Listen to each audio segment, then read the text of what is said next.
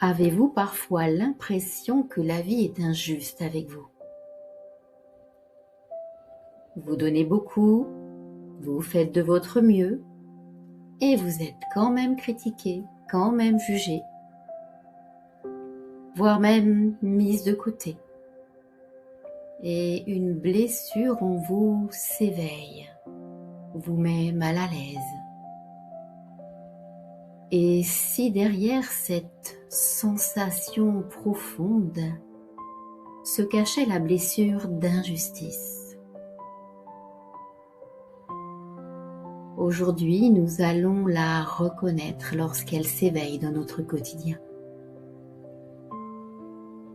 Nous allons la comprendre, l'accueillir pour pouvoir commencer à l'apaiser en douceur avec l'acte symbolique de guérison à la fin de cette vidéo. Ce chat, gardien des secrets anciens, nous apporte une lettre venue d'un autre temps, d'une autre vie, et je vais vous la lire. Mais attention, ce message ne s'adresse pas à tout le monde. Il s'adresse à celles et ceux dont l'âme se souvient. Bienvenue dans cette nouvelle vidéo de la série Les Mémoires de l'âme à libérer. Je suis Nathalie Bouhour, tarot-thérapeute et thérapeute de l'âme. Sur cette chaîne Âme et Guérison, je vous accompagne à comprendre les blessures de votre âme, les mémoires qu'elle porte et aussi les schémas répétitifs qui se rejouent dans votre vie. Et si vous souhaitez aller plus loin après cette vidéo et travailler avec moi en tarot-thérapie sur une problématique quelconque de votre vie, je vous invite à cliquer sur le lien dans la description. Mon site s'appelle Âme et Guérison. Vous y trouverez également mes accompagnements. Aujourd'hui, nous allons parler d'une blessure très fréquente et pas facile à identifier. Il s'agit de la blessure d'injustice. Cette blessure d'injustice apparaît souvent chez des personnes qui ont le sentiment qu'on ne fait pas attention à elles, qu'on ne les voit pas, qu'on privilégie les autres, bien qu'elles fassent énormément d'efforts. Cette blessure d'injustice a pu s'installer pendant l'enfance. On vous a beaucoup demandé. Vous deviez être sage, être forte, être raisonnable. Et vous aviez une impression qu'il fallait mériter quelque chose. Mériter l'amour de vos camarades de classe ou de vos parents. Mériter la reconnaissance aux yeux de l'enseignant. Et bien sûr, vos émotions dérangeaient et vous vous êtes interdit de les vivre. Et beaucoup de personnes qui portent cette blessure se disent tout au fond d'elles-mêmes: je dois être irréprochable pour être appréciée ou pour être aimée de mes amis ou de mes collègues. Cette blessure peut se manifester dans différents domaines de votre vie. Par exemple, dans votre vie professionnelle, vous pouvez avoir très peur d'être jugée pour incompétente, ou que quelqu'un puisse le penser ou même le dire d'un regard ou avec quelques mots. Une impression aussi de ne pas être à votre place, de ne pas être approuvé par votre valeur, par vos qualités. Et vous avez aussi beaucoup de mal à recevoir. Lorsqu'on vous offre quelque chose, vous avez l'impression d'être redevable. Vous pouvez aussi vous sentir blessé lorsque votre travail n'est pas reconnu. On vous a demandé de faire des heures supplémentaires et cela est complètement banalisé. Presque normal pour votre hiérarchie et vos collègues. Dans vos relations amicales ou familiales, cette blessure d'injustice peut créer une hypersensibilité, notamment aux comparaisons. Soit quelqu'un vous compare à une autre personne de l'assemblée, soit vous vous comparez vous-même. Et bien sûr, vous passez par la case dévalorisation. Vous trouvez que les autres sont mieux que vous. Voici quelques clés concrètes pour pouvoir reconnaître cette blessure. Vous pouvez avoir du mal à supporter l'injustice, même petite, envers les autres, qu'il s'agisse des humains, des animaux. Vous pouvez aussi vous sentir blessé par une remarque complètement anodine.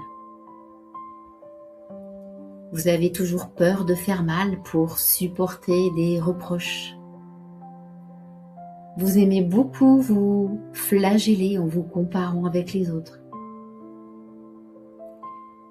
Vous avez aussi beaucoup de mal à demander de l'aide, beaucoup de mal à dire non. Et vous préférez vous débrouiller seul, bien sûr. Vous donnez beaucoup dans votre vie professionnelle, dans votre intimité, et vous recevez peu. Parfois même, certaines personnes sont dans l'attente, mais elles ne demandent rien. Avant de continuer, je vous propose de faire une petite pause intérieure. Dites-moi en commentaire, si vous le souhaitez bien sûr, dans quel domaine de votre vie vous ressentez cette blessure d'injustice. Vous pouvez simplement écrire travail, famille, couple. Tout dépend de où se situe cette blessure. Quoi qu'il en soit, votre commentaire est précieux parce qu'il permet aussi à d'autres femmes de se sentir moins seules en lisant vos commentaires. Et je vous en remercie par avance. Dans l'approche des mémoires de l'âme, certaines blessures peuvent être aussi comme des empreintes beaucoup plus anciennes. Lorsque je parle de mémoire karmique, je ne parle pas de punition, ni même de dette à payer. J'évoque simplement une empreinte symbolique, une empreinte émotionnelle ou énergétique, qui semble se rejouer d'incarnation en incarnation et précisément dans l'incarnation actuelle. La blessure d'injustice peut parfois être liée à des mémoires où l'âme a pu vivre dans d'autres vies, dans d'autres temps, une condamnation injuste, une accusation, un bannissement, voire même une humiliation publique. Ce peut être également la perte d'un statut ou d'une situation qui semblait confortable. Et on ne vous a pas autorisé à vous défendre. Vous avez été jugé et vous avez subi cette situation. Et dans la vie présente, eh bien, cela peut créer une très forte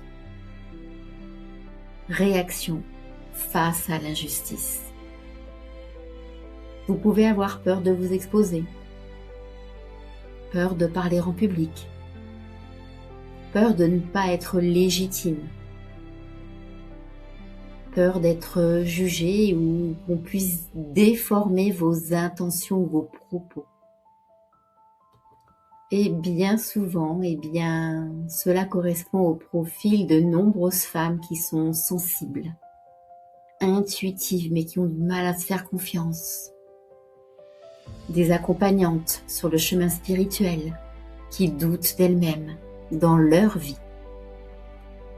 Et pourtant, elles ont une véritable richesse intérieure. Elles ont la capacité de comprendre, tant elles sont empathiques. Mais cette blessure d'injustice, les enferme comme dans une cage invisible. Sachez que le chemin de guérison commence lorsque l'on comprend que la sécurité vient de notre alignement intérieur. ces blessures d'injustice que nous ressentons, eh bien, n'est pas toujours d'une vie antérieure ou liée à notre propre histoire. Parfois, elle s'inscrit dans une mémoire familiale. Dans certaines lignées, il y a eu des femmes qui n'ont pas eu le droit de s'exprimer pleinement. Des femmes ont dû se taire parce qu'on les a fait taire. Des femmes ont pu être jugées, punies, enfermées dans un rôle pour sauver les apparences. Il peut y avoir eu aussi des femmes qui ont travaillé beaucoup, et qui n'ont pas été reconnues par la valeur de leur travail. Ou bien encore des femmes qui ont porté la famille à bout de bras, sans jamais recevoir de gratitude, parce que cela était aux yeux de tous normal. Une femme peut porter des loyautés dans son inconscient familial. La mémoire d'une grand-mère qui a été humiliée, d'une mère qui n'a jamais été écoutée, peut-être même d'une arrière-grand-mère qui a subi une injustice sociale, une injustice affective parce qu'à son époque on ne choisissait pas son mari, voire une injustice matérielle parce qu'à cette époque l'homme avait un compte en banque et il décidait pour les femmes. Au moment d'un héritage, elle a pu être spoliée par ses frères, son frère ou même le notaire. Et le manque d'argent, le manque d'assurance peut venir de cette mémoire également.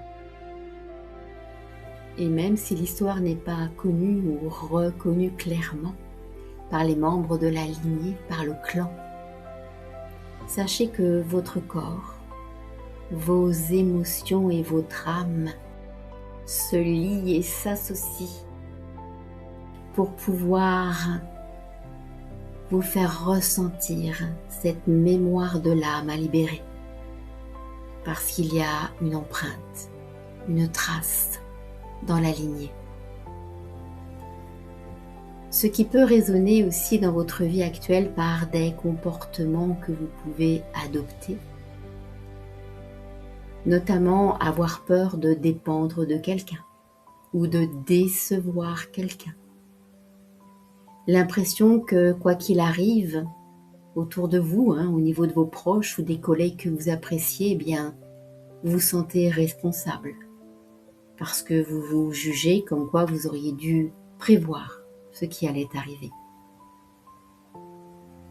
Une chose est sûre, vous ne supportez pas que l'on vous accuse à tort. Certaines d'entre nous peuvent même porter une colère à cause de cette mémoire très ancienne. Une colère ou une émotion complètement disproportionnée par rapport à la situation qu'elle vit présentement. Parce que tout simplement, ce qui vous fait sortir de vos goûts avec une émotion disproportionnée, eh bien c'est cette mémoire de femme jugée dans vos lignées ou contrôlée ou rabaissée qui est réactivée et qui tire la sonnette d'alarme pour pouvoir être libérée. Le moment est venu de vivre l'acte symbolique de guérison émotionnelle. Je rappelle à chacune que cet acte symbolique de guérison émotionnelle ne remplace en rien un accompagnement médical, psychologique ou thérapeutique, surtout si vous en ressentez le besoin. Cet acte symbolique de guérison émotionnelle vient simplement vous aider à vous apaiser. Mais dans certains cas, il ne sera peut-être pas suffisant. Je vous invite maintenant à vous installer confortablement, assise ou allongée.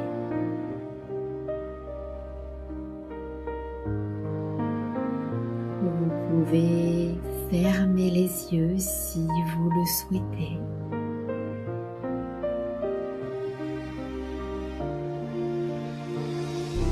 Et je vous invite à inspirer profondément. Inspirez le calme qui s'installe en vous.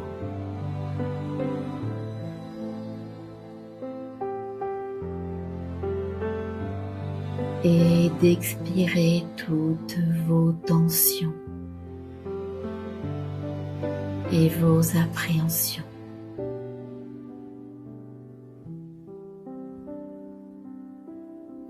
Inspirez profondément et laissez le calme s'installer en vous.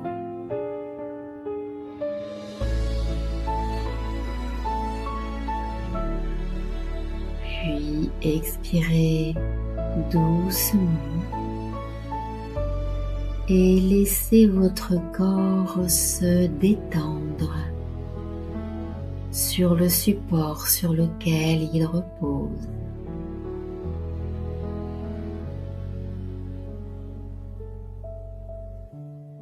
Maintenant, imaginez devant vous une lumière très douce. Elle peut être blanche, elle peut être rose ou dorée. Accueillez simplement la couleur qui vient à vous.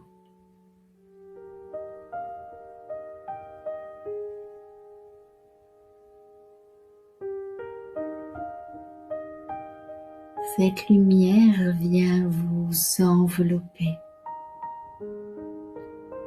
comme une douce couverture. Visualisez cette lumière tout autour de vous. Elle est apaisante, réconfortante.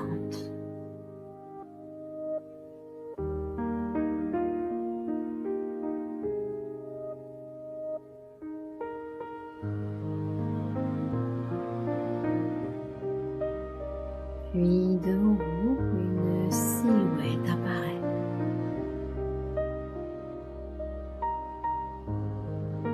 Cette silhouette qui se présente à vous est une part de vous, une partie de vous qui a voulu bien faire, qui a apporté beaucoup, qui a subi pour ne pas déranger. Portez sur elle un regard avec tendresse, parce qu'elle a fait ce qu'elle pensait être bien, être juste,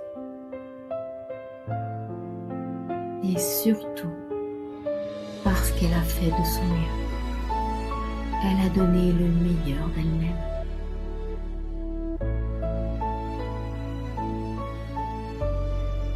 Donnez-lui de la tendresse et du réconfort.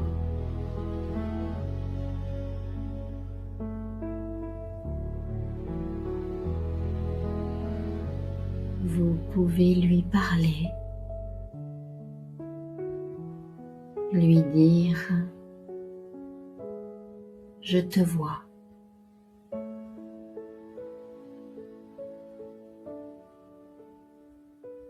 Je reconnais tes efforts.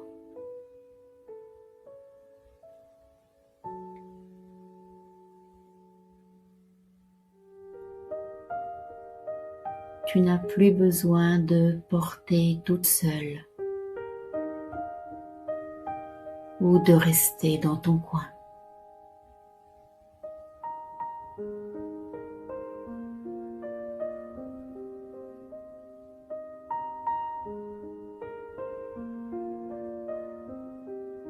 Imaginez maintenant que cette partie de vous, cette part de vous, tient dans ses mains une pierre très lourde. Cette pierre représente tous les jugements, toutes les accusations, toutes les comparaisons, toutes les injustices anciennes de vos autres vies et de celles que vous portez de vos ancêtres.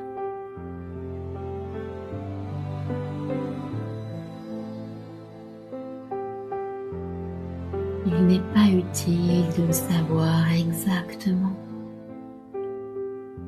puisque vous ressentez cette blessure d'injustice qui ne demande qu'à être libérée.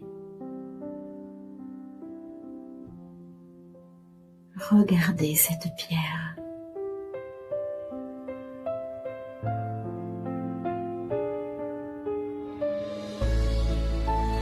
Et vous pouvez la prendre dans vos mains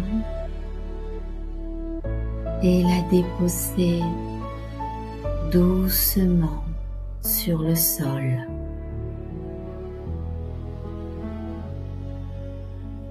Déposez-la avec respect, avec bienveillance.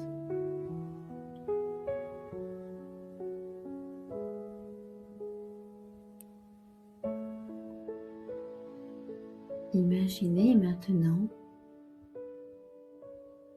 que de la poussière d'étoiles dorées vient recouvrir cette pierre en se déposant dessus tout doucement.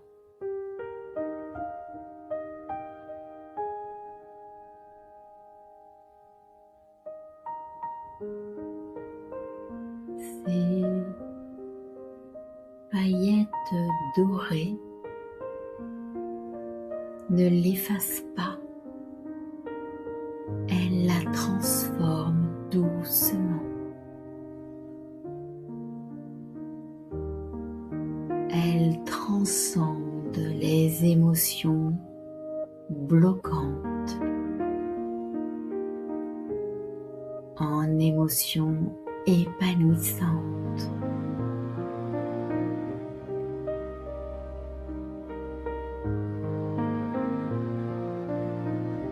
La pierre devient de plus en plus légère. Puis elle se dissout. Elle se fond dans cette poussière d'or.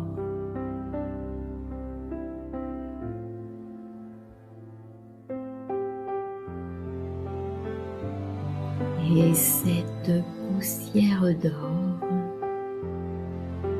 retourne à la terre, à la mémoire du passé, là où tout peut être rangé à sa place,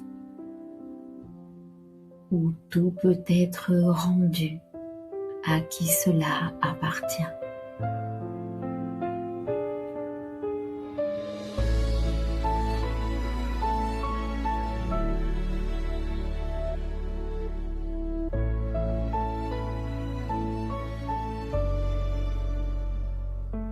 Posez maintenant une main sur votre cœur et l'autre sur votre ventre,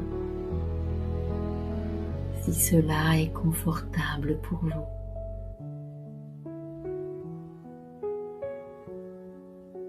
Et laissez les mots vibrer sous vos mains en disant à haute voix: je n'ai plus besoin de prouver ma valeur.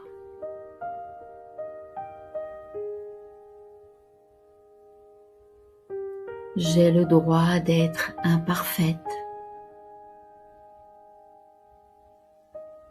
et digne d'amour.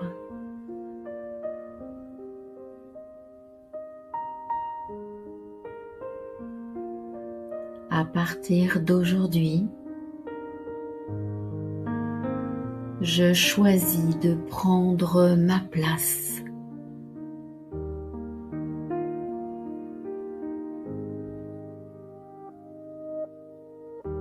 Maintenant, je sais que je peux avancer avec douceur, clarté et vérité sur le chemin de ma vie.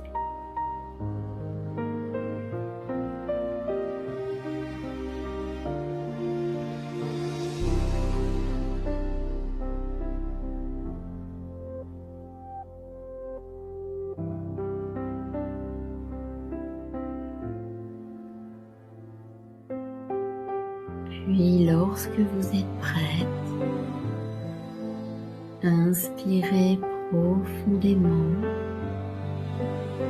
et revenez en conscience dans votre corps. Vous pouvez ouvrir les yeux.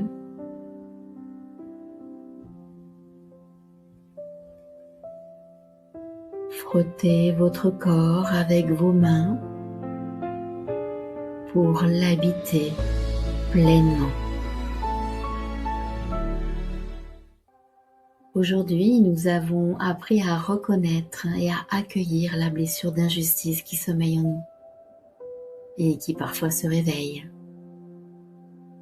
Qu'elle soit issue de notre enfance ou de nos lignées familiales, voire d'une autre vie dans la mémoire de l'âme, une autre vie et un autre temps. Nous avons surtout compris, je pense, que guérir cette blessure ne signifie pas d'être parfaite, mais plutôt d'être juste et à l'écoute de soi-même.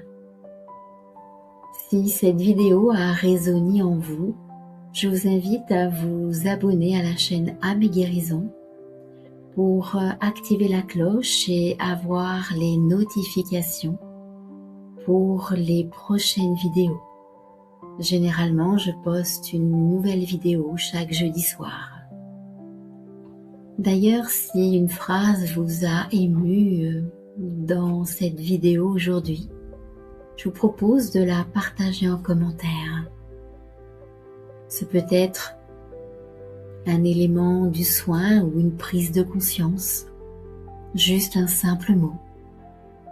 Mais vraiment, votre partage peut aider d'autres personnes qui sont dans la même situation que vous et qui n'osent pas le dire.